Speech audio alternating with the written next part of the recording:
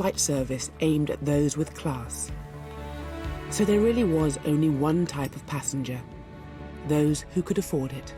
Investment bankers, fund managers were absolutely regular users of the airplane. They used it as a commuting tool.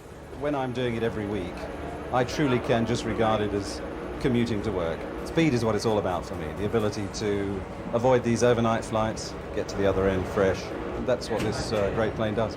The next category were your film stars, celebrities, pop musicians, and the whole atmosphere on the airplane was completely different from the atmosphere you'd get on a subsonic airplane. All these guys, they were constantly flying across the Atlantic on Concord. They all knew each other, and it was a sort of sociable event.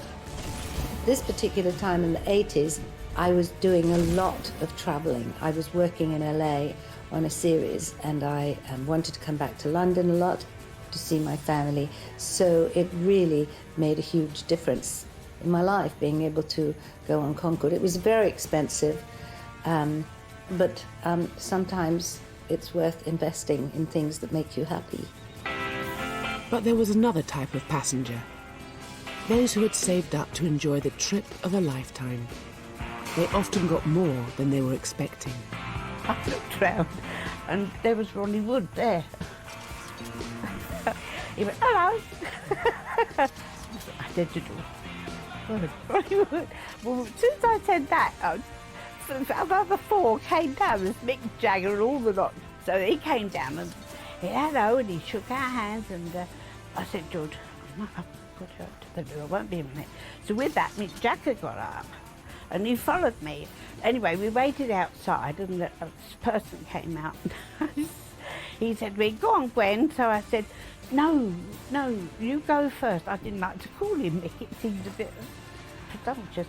So I said, you go in first. He said, sure, yes. So of course he went in, came out, I went in. Of course it was still warm.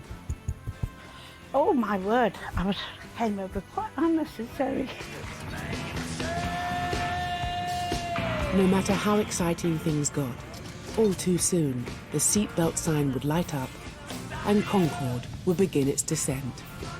Very many passengers would get off the airplane feeling really sorry that the flight had ended. You know, couldn't it go on a bit longer? They were enjoying it so much.